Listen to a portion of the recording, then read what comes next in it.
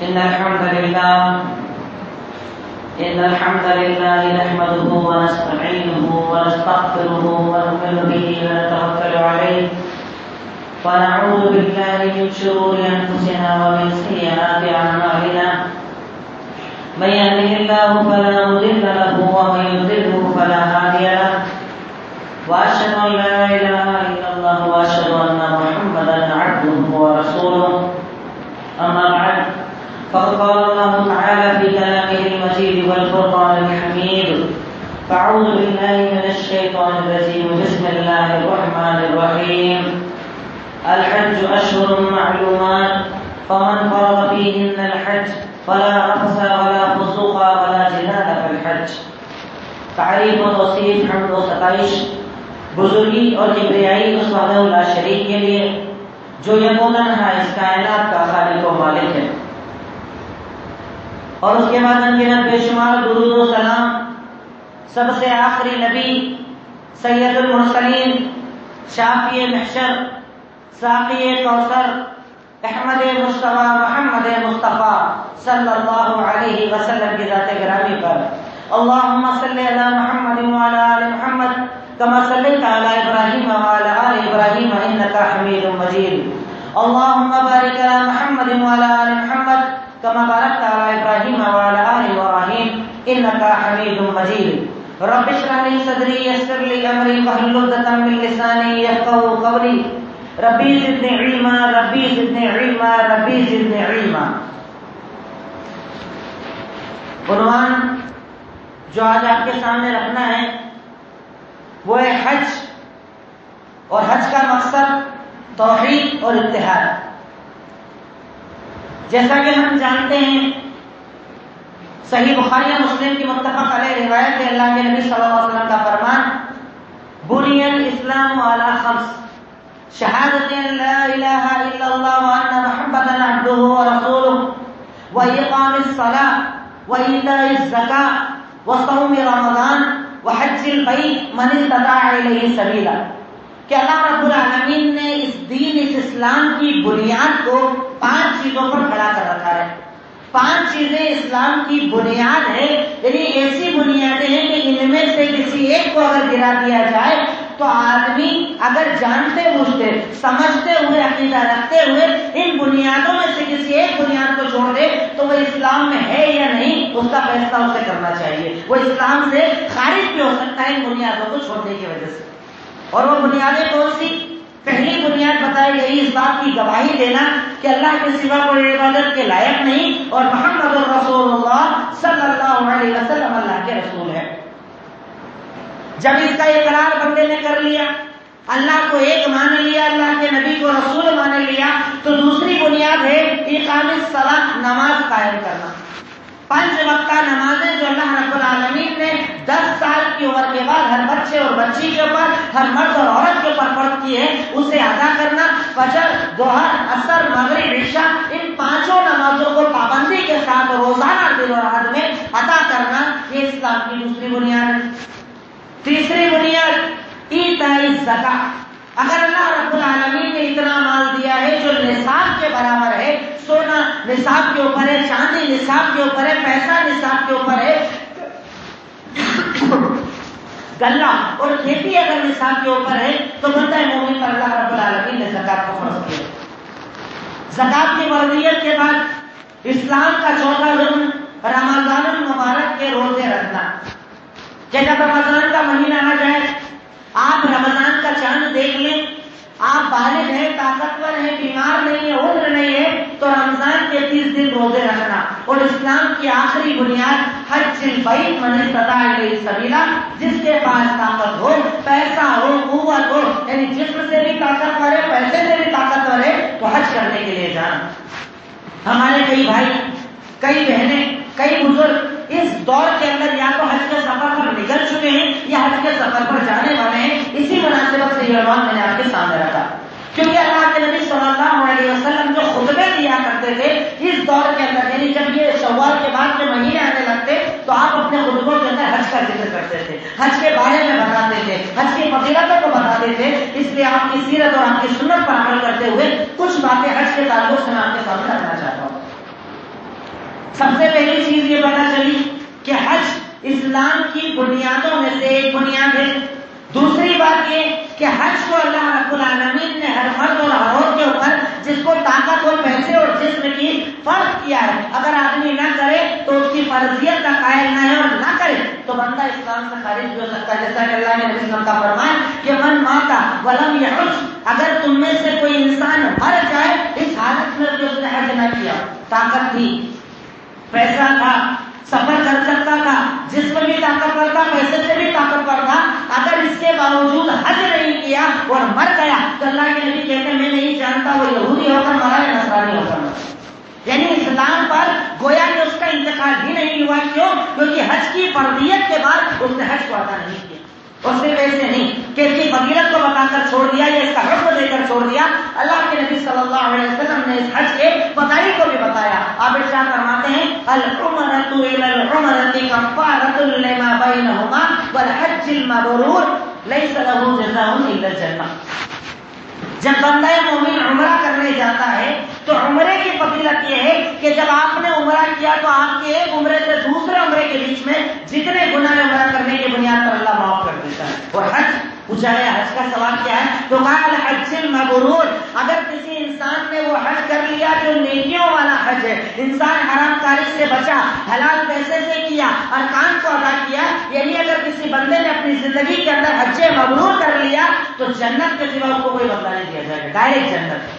اللہ تعالیٰ ایسے بندے کو جنت دینے والا ہے. دوسری حدیث کے اندر اس حج کی فضیلت کو بتاتے ہوئے سید المرسلین نے ارشاد فرمایا کہ من حج ولم یرفث ولم یفسق رجع کیوم ولدتہ امہ، اگر تم میں سے کوئی انسان حج کرنے جاتا ہے، حج کے ارکان کو ادا کرتا ہے، حج کے فرائض اور واجبات کو ادا کرتا ہے، سفر کرتا ہے، تلبیہ پڑھتا ہے، احرام پہنتا ہے، عرفہ جاتا ہے، مزدلفہ جاتا ہے، سارے ارکان ادا کرتا ہے، تو اس کی فضیلت کیا ہے کہ اگر کسی انسان نے ایسا حج کیا کہ جس حج میں فحاشی کی باتیں نہیں کی، غیبتیں نہیں کی، چغل خوریاں نہیں کی، حرام مال سے نہیں کیا، حلال مال سے سفر کیا، یعنی تم میں سے اگر کوئی انسان ایسا حج کر لے کہ جس کے اندر وہ فحاشی سے بچ جائے، حرام کاریوں سے بچ جائے، تو اس کی فضیلت کیا ہے؟ جب حج کر کے گھر واپس آئے گا اس کی فضیلت یہ ہے کہ وہ ایسے آئے گا گویا کہ آج پیدا ہوا، پچھلے سارے گناہ معاف، پچھلی ساری خطائیں معاف، سارا پرانا ڈاٹا کلیئر، سارے رجسٹر، سارے صحیفے سب ختم. اب آج سے اللہ تعالیٰ اسے اس زندگی کے اندر، اس گنہگاری کی زندگی کے اندر دوبارہ موقع دیتا ہے کہ اب اپنے اعمال کو سدھارنا اور نیکی کرنے والا بن جانا. دیکھیے ہم لوگ یا کئی لوگ ہوتے ہیں نا حج کرنے جاتے ہیں داڑھی چھوڑ دیتے ہیں.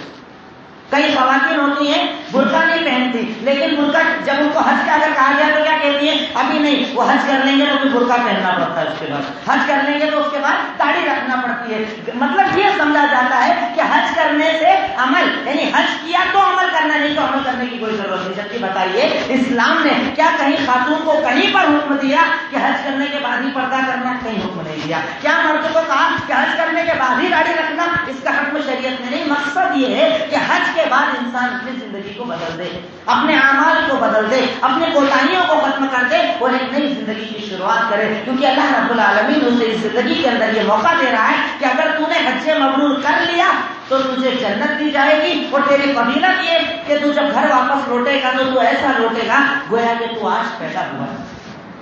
یہاں تک کہ صرف آخرت کا فائدہ نہیں، دنیا کا فائدہ بتاتے ہوئے سید المرسلین ارشاد فرماتے ہیں، سنن ابو داؤد اور صحیح مسلم کی روایت ہے، اپنے ارشاد فرمایا تابعوا بین الحج والعمرہ فإنہما ینفیان الفقر والذنوب کما ینفی الکیر خبث الحدید. تم لوگ کنٹینیو ریگولر ایک کے بعد ایک جیسے اللہ طاقت دے عمرے پر عمرہ کیا کرو، حج پر حج کیا کرو. جتنی طاقت اللہ نے دی ہے بار بار حج کرنے جاؤ، بار بار عمرہ کرنے جاؤ. فائدہ کیا ہوگا؟ آپ نے ارشاد مثال دیتے ہوئے ارشاد فرمایا کہ اس کا فائدہ یہ ہوگا کہ جیسے بھٹی کے اندر جب آگ کو ڈالا جاتا ہے تو آگ پر جلنے کی وجہ سے، جیسے سونا 24 کیرٹ کرنے کے لیے اسے آگ پر دبایا جاتا ہے. کیوں؟ تاکہ کھان الگ ہو جائے اور پیور سونا باہر آ جائے. اللہ کے نبی صلی اللہ علیہ وسلم کہتے ہیں کہ تم حج اور عمرہ کیا کرو. اس کی فضیلت کیا ہے کہ تمہارا بار بار حج پہ جانا، بار بار عمرے پر جانا تمہارے گناہوں کو اور تمہاری فقیری کو ایسے مٹا دے گا جیسا کہ آگ کے اندر سے سونے کو تپایا جائے تو اس کا کھار الگ ہو جاتا ہے. جبکہ دیکھا جائے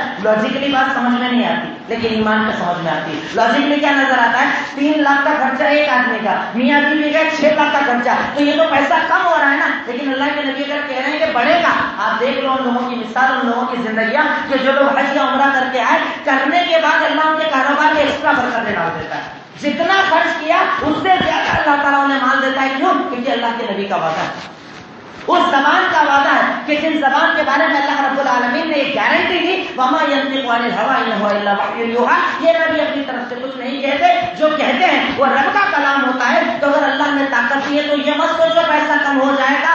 دنیا کا فائدہ یعنی اگر کاروبار کو بڑھانا ہے, فقیری کو دور کرنا ہے, تو بھی عمرہ کرنا چاہیے. اگر آخرت کا فائدہ چاہیے, گناہوں کو مٹانا ہے, تو بھی عمرہ کرنے جاؤ, حج کرنے جاؤ, کیونکہ یہ سفر تمہارے کاروبار کے اندر برکتیں ڈال دیتا ہے. یہ سفر تمہارے گناہوں کا خاتمہ کر دیتا ہے. یہ سفر تمہیں ایسا کر دیتا ہے گویا کہ تم حج پیدا ہوئے, الحج المبرور, ایسا حج کہ جس کے اندر نیکیوں کو کیا جائے. اچھا, یہ شرط بھی پتہ چلتی ہے کہ حج کرنے کا مطلب, حج کرنے کے پہلے نیتوں کا خالص ہونا بھی ضروری ہے. حج کرنے کا مطلب یہ نہ ہو کہ حج کرنے کے بعد میرے شادی کے کارڈ پر کیا لکھا جائے گا؟ حاجی صاحب. جب کہیں شاہی کے ہوٹل سے گزروں گا, شادی بیاہ میں جاؤں گا, تو لوگ مجھے کیا کر رہے بلائیں گے؟ حاجی صاحب. اس کے لیے حج نہیں کرنا. حج کس کے لیے کرنا ہے؟ اللہ تعالیٰ کے لیے. نہیں تو اپنے آپ کو نمازی صاحب بھی بلوائیے, روزے دار صاحب بھی بلوائیے, زکاتی صاحب بھی بلوائیے. کیوں بھائی؟ آپ نے نماز پڑھی تو نمازی صاحب ہو گئے نا, آپ نے روزہ لیا تو روزی صاحب ہو گئے, آپ نے زکات دی زکاتی صاحب ہو گئے. لیکن نہیں, حج کرنے کے بعد اگر مقصد یہ ہے کہ اسٹیٹس چینج ہو جائے گا, لوگوں کی نظروں میں میرا وقار بڑھ جائے گا, لوگوں کی نظروں میں میری عزت بڑھ جائے گی, تو آپ نے حج اللہ کے لیے نہیں, لوگوں کے لیے کیا. اور جو عبادت اللہ کے لیے ہوتی ہے اللہ وہی قبول کرتا ہے, جو عبادت لوگوں کے لیے ہوتی ہے اللہ اسے قبول نہیں کرتا ہے. تو بنیادی طور پر حج کی فضیلت میں نے آپ کو بتائی, حج کی اہمیت آپ کو بتائی, لیکن حج کا مقصد کیا ہے؟ اس حج کے سفر پر اللہ تعالیٰ ہم سے کروانا کیا چاہتا ہے؟ تو اللہ تعالیٰ حج کے سفر کے 2 بنیادی مقصد جو مجھے سمجھ میں آئے وہ آپ کے سامنے رکھنا چاہتا ہوں, اس دعا کے ساتھ کہ اللہ کا خود میری طبیعت بہت زیادہ رات سے خراب ہے, سردی بخار ہو رہا ہے. اللہ سے یہ دعا ہے کہ اللہ مجھے کہنے کی, کہہ کر عمل کرنے کی, اور آپ کو سن کر عمل کرنے کی اللہ تعالیٰ توفیق عطا فرمائے. اور جو میں سوچ کر آیا ہوں, اللہ اتنی طاقت دے کہ میں ساری باتیں آپ کے سامنے رکھ سکوں. حج کا مقصد, حج کا اگر ہم بنیادی مقصد دیکھیں کہ حج ہم کرنے جاتے کیوں ہیں. حج کے سفر کا جب آپ نے آغاز کیا, ایک حاجی صاحب جب حج کا آغاز کرتے ہیں یا عمرہ کرنے والا جب اپنے سفر کا آغاز کرتا ہے, سب سے پہلے اللہ تعالیٰ اس کے لباس اترواتا ہے. مقصد کیا؟ ایک اللہ کا تصور, ایک خالق کا تصور, ایک مالک کا تصور تیرے دل کے اندر توحید آ جائے. تو اپنے جسم کو بڑھانا سمجھے, تو اپنے مال کو بڑھانا سمجھے, تو اپنے اسٹیٹس کو بڑھانا سمجھے.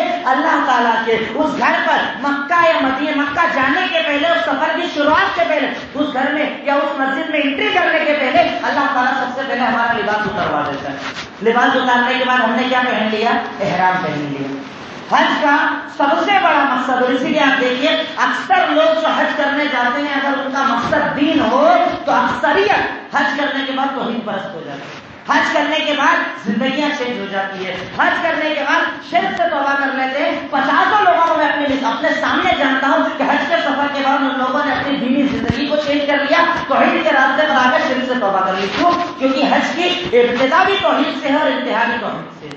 جب حاجی صاحب نے احرام پہنا, احرام پہننے کے بعد فلائٹ کے اندر بیٹھے اور سفر کا آغاز کیا, سب سے پہلے کلمہ کون سا پڑھنا ہے؟ لبیک اللہم لبیک, لبیک لا شریک لک لبیک, ان الحمد والنعمت لک والملک لا شریک لک. یہاں پر سفر حج کا ہے, لیکن اللہ کام کون سا کروا رہا ہے؟ تلبیہ. جب سے آپ نے سفر شروع کیا, جب تک کہ مکہ کے حرم میں نہ پہنچ جاؤ, تب تک تلبیہ پڑھتے رہو. تلبیہ میں آپ کیا بول رہے ہو؟ لبیک اللہم لبیک, حاضر ہوں میں اللہ میں حاضر ہوں. اٹینڈنس دے رہا ہے, کیا کہہ رہا ہے؟ اللہ میں حاضر ہوں, لبیک اللہم لبیک, اے اللہ میں حاضر ہوں, لبیک لا شریک لک لبیک, اے اللہ میں حاضر ہوں, میں گواہی دیتا ہوں, میں اقرار کرتا ہوں کہ تیرے ساتھ کوئی شریک نہیں ہے, جو ہے تو ہے, تیرے سوا کوئی دینے والا نہیں. توحید کا اقرار بندہ تلبیہ کے ذریعے کرتا ہے. لبیک اللہم لبیک, لبیک لا شریک لک لبیک, ان الحمد والنعمت. یقیناً تعریف تیری ہے, اے اللہ یقیناً نعمتیں تیری طرف سے، ان الحمد والنعمت لک والملک، اے اللہ بادشاہت تیری ہے، اے اللہ قوت تیری ہے، اے اللہ طاقت تیری ہے، اے اللہ عظمت تیری ہے، اے اللہ دینے والا تو، اے اللہ نعمتیں تو نے دی، اللہ مکان زمین جائیداد کپڑا جو ہے میرے پاس سب کا دینے والا تو، اور میں یہ کہتا ہوں کہ تیرے ساتھ کوئی شریک نہیں۔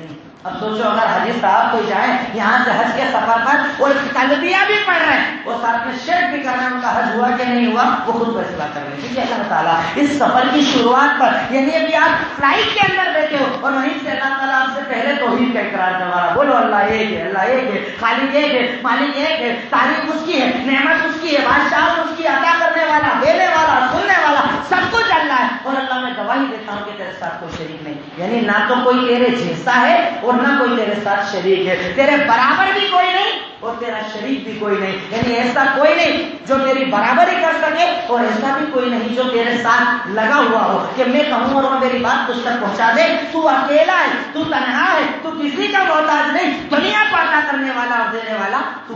اب اس کے بعد بندہ ہے مومن یہ تلبیہ پڑھتے پڑھتے اپنے سفر کو شروع کرتا ہے۔ اب حرم کے اندر جب گیا پھر توحید کا اقرار، ساری دنیا میرے سامنے، ساری مسجدیں میرے سامنے، چاہے جہاں میں جا سکتا تھا، لیکن اس دنیا میں اگر طواف کو کہیں جائز قرار دیا تو وہ مکہ کے اندر اللہ کے گھر پر، مقصد توحید سکھانا کہ اللہ دیکھ میں ساری دنیا چھوڑ کر اگر کسی گھر کے ارد گرد گھوم رہا ہوں تو وہ اس لیے کیونکہ وہ اللہ تیرا گھر ہے اور تیرے نبی نے مجھے حکم دیا ایسا کرنے کا، اس لیے میں عمل کر رہا ہوں ورنہ یہ میں عمل نہیں کرتا۔ اور اس حج کا اس گھر کا جب آدمی طواف کرتا ہے، طواف کی شروعات کرنے کے پہلے حضرت عمر کے اس جملے کو بار بار یاد کرتا ہے جس کے اندر توحید ہے، جس کے اندر رسالت ہے، کہ عمر بن خطاب رضی اللہ تعالیٰ عنہ صحیح بخاری کی روایت ہے، وہ حجر اسود کو دیکھ کر کہتے ہیں یا حجر اے پتھر سن انی اعلم انک حجر، اے پتھر سن میں جانتا ہوں کہ ایک پتھر سے زیادہ کچھ نہیں ہے، یعنی یہاں پر ایک بندہ مومن اپنی توحید بتا رہا ہے کہ اللہ میں چیزوں میں اہمیت نہیں مانتا، اللہ میں در و دیوار کی اہمیت نہیں مانتا، اللہ میں مٹی اور کپڑوں کی اہمیت نہیں مانتا، اللہ میں یہ نہیں مانتا کہ اس کپڑے کو رکھنے کا فائدہ ہوگا، اس مٹی سے مجھے فائدہ ہوگا، اس پانی سے رکھنے سے مجھے فائدہ ہوگا، اے اللہ میں برکتیں اگر کہیں سے مانتا ہوں تو صرف اللہ تیرے پاس سے نہیں، کیوں کہ میں کہہ رہا ہوں یا حجر انی اعلم انک حجر، اے پتھر سن تو ایک پتھر سے زیادہ کچھ نہیں ہے، تجھے چومنے سے میرا فائدہ نہیں، تجھے نہ چوموں میرا نقصان نہیں، اللہ کی قسم اگر میں نے محمد الرسول اللہ صلی اللہ علیہ وسلم کو تجھے چومتے ہوئے نہ دیکھا ہوتا تو میں تجھے کبھی نہیں چوموں۔ یہ توحید، یہ رسالت، یہ اتباع سنت کہ بندہ مومن جب حج کے سفر پر جاتا ہے اس گھر کے طواف کرنے کے پہلے توحید کا اقرار کرتا ہے، کلمہ پڑھا توحید کا، گھر میں گیا توحید، اور اس کے بعد جب طواف مکمل کیا اس کے بعد ہر حاجی کو 2 رکعت نماز پڑھنا پڑتی ہے، ہر طواف کے بعد 2 رکعت نماز پڑھتے ہیں، اور اس 2 رکعت کے اندر سورتیں کون سی پڑھنے کا حکم دیا گیا؟ پہلی قل یا ایھا الکافرون اور دوسری رکعت میں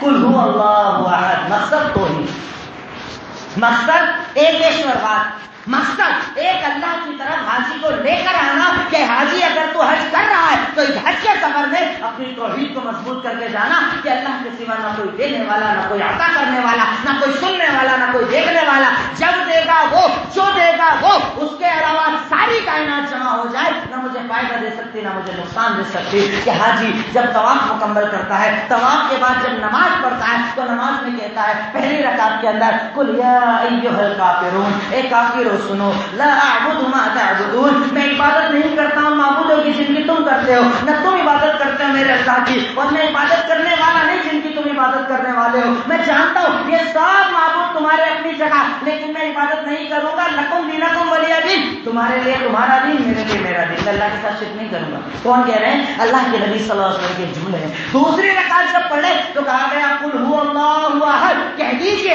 کہ وہ اللہ تعالیٰ ایک ہے، اللہ الصمد، کہہ دیجیے کہ وہ اللہ تعالیٰ بے نیاز ہے، وہ اللہ کسی کا محتاج نہیں، وہ اللہ سنانے والوں کا محتاج نہیں، وہ اللہ بتانے والوں کا محتاج نہیں کہ کوئی بتائے گا تب اللہ کو پتا چلے گا، کوئی دعا پہنچائے گا تو اللہ تک پہنچے گی، وہ صمد ہے، وہ بے نیاز ہے، وہ ساری کائنات سے بے نیاز ہے، وہ جب چاہے جیسے چاہے جہاں چاہے اپنے بندے کو دیکھ کر بھی رسول کر لے، صمد ہے، بے نیاز ہے۔ قل هو اللہ احد اللہ الصمد لم یلد ولم یولد، نہ اس سے کوئی اولاد پیدا ہوئی ہے اور نہ اس سے کوئی پیدا کرنے والا ہے، یعنی وہ رشتوں کا بھی محتاج نہیں کہ بیٹے کی بات ماننا میری مجبوری ہو جائے، باپ کی بات ماننا میری مجبوری مجبوری ہو جائے اللہ کی نا اولاد ہے اور نہ اللہ کسی سے پیدا ہوا مقصد یہ بتانا کہ اللہ پر کوئی دباؤ ڈالنے والا نہیں. اولاد کے دباؤ میں کا آدمی کبھی کبھی غلط کام کر لیتا ہے, کبھی کبھی ماں باپ کے دباؤ میں غلط کام کر لیتا ہے. اس اللہ کی ذات, اس اللہ کی شان یہ ہے کہ نہ اس پر اوپر سے کوئی دباؤ ڈالنے والا, نہ نیچے سے کوئی دباؤ دینے والا, نہ اولاد اور نہ ماں باپ. اللہ الصمد لم یلد ولم یولد ولم یکن لہ کفوا احد. اور حاجی کہہ رہا اپنی 2 رکعت کے اندر کہ اللہ تیرے برابر بھی کوئی نہیں, تیرا شریک بھی کوئی نہیں, تیری اولاد بھی نہیں, تیرا باپ بھی نہیں, اللہ جو ہے تو ہے, تیرے سوا کوئی نہیں.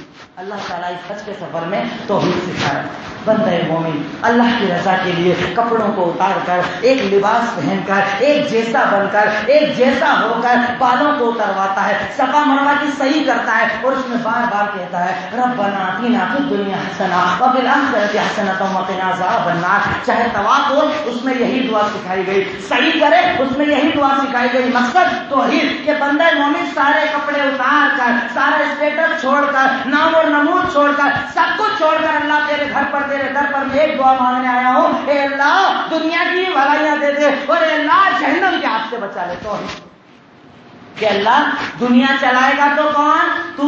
میں اپنے گھر پر جب رہتا تھا میں یہ مانتا تھا یہاں سے آپ کاروبار کے لیے ادھر چلے جاؤ, ادھر چلے جاؤ, یہاں سے یہ لے آؤ, وہ لے آؤ, یہاں کی یہ نظر و نیاز کر دو. لیکن اللہ تیرے در پر اس طواف کے اندر میں بار بار کہہ رہا ہوں کہ اللہ مجھے دنیا دے دینا, اللہ مجھے آخرت دے دینا, اللہ مجھے جہنم سے بچا لینا, اللہ مجھے جنت دے دینا, اللہ مجھے آخرت سے بچا, جہنم کی آگ سے بچا. بندہ مومن حج کرنے جب جاتا ہے بار بار توحید کا اقرار کرتا ہے. اس کے بعد یہ عمرہ مکمل ہوا, جب حج کا سفر شروع کیا تو مینا میں گیا, اللہ کو بار بار پکارا. عرفہ کے میدان میں یہاں تک کہ دعا جو سکھائی گئی لا الہ الا اللہ محمد الرسول اللہ, اور دوسری دعا جو سکھائی گئی یعنی دونوں کی دونوں وہ دعا کہ اللہ کے نبی نے کہا کہ اگر بندہ مومن عرفہ کے میدان میں کوئی دعا نہ مانگے بس توحید کا یہ کلمہ پکار لے, اللہ اس کی ساری دعائیں قبول کرے. عرفہ کے میدان میں کچھ نہ مانگے, بس اللہ کی توحید کا اقرار کر لے تو اللہ کے نبی کہتے ہیں اللہ اس کے دنیا کے بھی مسائل حل کر دے گا اور آخرت کے بھی مسائل حل کر دے گا. اللہ اکبر. اللہ تعالیٰ سوچئے ایک بندہ مومن کو اس حج کے سفر میں کتنی توحید سکھا رہا ہے کہ عرفہ کے میدان میں میں پکار کر کہہ رہا ہوں کہ اللہ تو ایک ہے, اللہ تو خالق ہے, اللہ تو مالک ہے. اللہ کے نبی کہتے ہیں حدیث کے اندر آتا ہے کہ جب عرفہ میں شام کا وقت ہوتا ہے, شام کے وقت اللہ رب العالمین اپنے بندوں کو دیکھتا ہے پر گندا حال, کیوں؟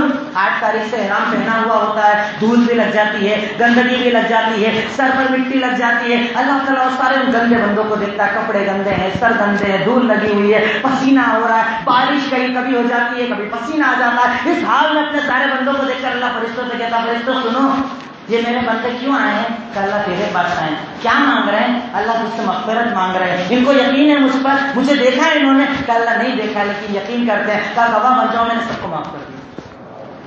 گواہ بن جاؤ ان کی توحید کی بنیاد پر کہ انہوں نے مجھے دیکھا نہیں, میرے نبی نے کہا حج کرو یہ کرنے آ گئے, یہ مجھے جانتے نہیں لیکن میرے نبی نے کہا کہ میرا عذاب دردناک ہے, یہ سب کچھ چھوڑ کر میرے در پر آ گئے. اے فرشتوں گواہ بن جاؤ میں نے ان کی توحید کو دیکھا اور ان کے گناہوں کو معاف کر دیا. یہ عرفہ کا میدان, مزدلفہ کی رات بندہ غور کرتا ہے اللہ تو ایک ہے, اللہ کو عطا کرنے والا ہے, اللہ کو سننے والا ہے. اور اس کے بعد مین جو 10 تاریخ کا دن ہوتا ہے اس دن بھی بندہ مومن اللہ تعالیٰ کی توحید کا اقرار کرتا ہے. سب سے پہلے وہ شیطان کو جب کنکری مارتا ہے تو کیا بتانا چاہتا ہے کہ اللہ دیکھ تیرے در پر آ کر میں شیطان کو کنکری اس لیے مار رہا ہوں کہ آگے ساری زندگی کے اندر یہ شیطان جب بھی تیرے راستے سے بھٹکانے آئے گا میں اسے مار کر بھگا دوں گا, تیرا راستہ نہیں چھوڑوں گا, تیرے نبی کا راستہ نہیں چھوڑوں گا, قرآن کا راستہ نہیں چھوڑوں گا, شریعت کا راستہ نہیں چھوڑوں گا. اللہ حضرت ابراہیم کو جب یہ بہکانے کے لیے آیا انہوں نے کنکری ماری, اللہ میں بھی آج یہ کنکری مار کر ثابت کر رہا ہوں کہ میں تیرے سوا کسی کی سننے والا نہیں,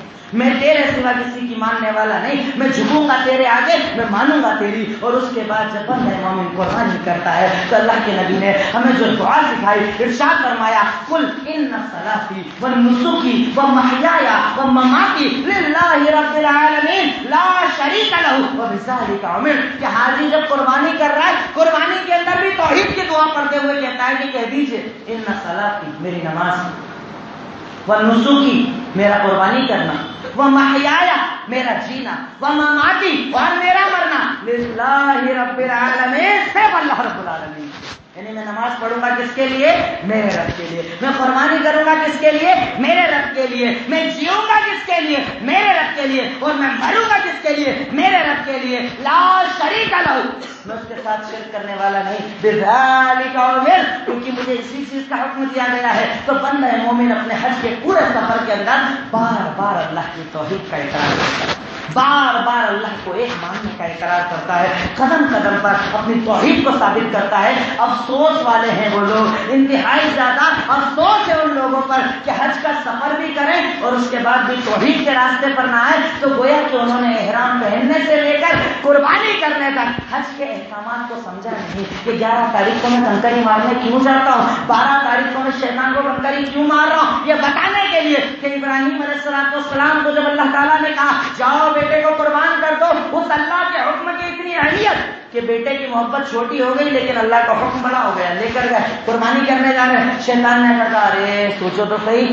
سمجھو تو صحیح، اللہ سے بات تو کرو، اللہ نے کچھ اور کہا ہوگا، احکامات پر غور تو کرو، ایسا نہیں ویسا ہوگا. کیا کیا حضرت ابراہیم نے کنکری مار دی، اسے پتھر مار دیا، بھگا دیا. ہم اس قربانی کے اندر چاہے گھر پر کریں چاہے حج پر کریں، دونوں وقت میں ایک حاجی اپنی اس قربانی کے اندر اس عقیدے کو زندہ کرتا ہے کہ الہی مولا اگر تیری رضا کے لیے تو مجھ سے کوئی قربانی مانگ لے گا، میں ساری دنیا کی محبت چھوڑ کر تیری رضا کے لیے قربانی پیش کروں گا. تو جو مجھ سے مانگ لے، جان مانگے میں پیش کر دوں گا، مال مانگے میں پیش کر دوں گا، وقت مانگے میں پیش کر دوں گا، اپنی انانیت کو قربان کر دوں گا، اپنے بڑپن کو قربان کر دوں گا، ہر چیز قربان کر کے اے اللہ تیری رضا کے لیے میں سب کچھ قربان کرنے کو تیار ہوں. ایک حاجی اپنے حج کے سفر کے اندر توحید کا اقرار کرتا ہے. اور دوسرا درس حج کا وہ ہے اتحاد اور اتفاق، کہ اگر اللہ تعالیٰ چاہتا تو جیسے عمرے کو اوپن رکھا ہے حج کو بھی اوپن کر دیتا.